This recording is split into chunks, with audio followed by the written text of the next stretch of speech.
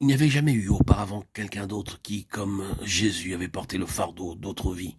Non, jamais personne d'autre n'avait eu une vie aussi marquée par l'intérêt porté aux autres. Mais en même temps, marquée par un réel détachement. Il y avait quelque chose là qui était différent, qui faisait de lui une sorte d'étranger. Et tout le monde le savait. C'est une chose très importante.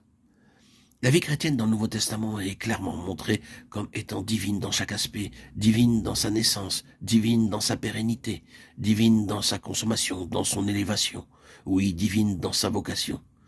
Tout ce qui est céleste caractérise la vie chrétienne selon la parole de Dieu. Esprit Saint venant ici-bas du ciel n'est pas venu pour que nous ayons du succès dans ce monde, ni pour faire prospérer nos entreprises ici-bas, ni être employés par nous pour réaliser les choses qui nous intéressent et cautionner nos plans. Il n'est pas venu ici-bas du ciel pour une de ces choses. Il est venu ici-bas pour nous reconstituer comme un peuple céleste et pour nous transposer au ciel. C'est cela tout son travail, reconstituer tout notre être selon la pensée céleste.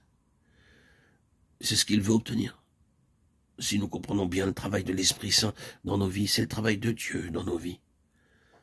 Ses agissements à notre égard, ses voies pour nous.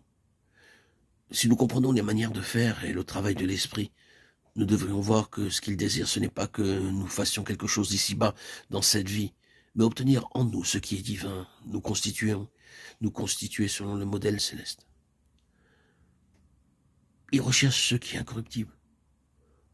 Tout ce qui est autre s'en ira. C'est une parole très simple, mais nous la considérerons encore. Nous devons nous-mêmes nous poser cette question continuellement. Quand j'ai été rencontré ou quand j'ai rencontré quelqu'un, quand je suis allé ici ou là dans mon travail, dans mes contacts domestiques, dans mes activités sociales ou religieuses, suis-je venu et suis-je reparti sans aucune incidence, dans la conscience au plus profond de l'autre, qu'il l'admette ou non, qu'il essaie de l'expliquer ou non, qu'il puisse le définir ou non, dans la profondeur de sa conscience. Il doit savoir quelque part, dans l'arrière-plan de son esprit, que ce n'était pas une simple rencontre quand j'ai rencontré cette personne. J'étais conscient qu'il y avait quelque chose de plus et que c'est ce quelque chose d'autre qui constituait cette vie. Et cette chose ne fait pas partie de ce monde. Je n'ai pas cette impression lorsque je rencontre de manière ordinaire les autres hommes et les autres femmes. Et il y a quelque chose de différent. C'est cela le témoignage de ce qui est incorruptible. C'est le premier défi pour nous. Demandons au Seigneur ce que cela signifie. Cela doit être ainsi.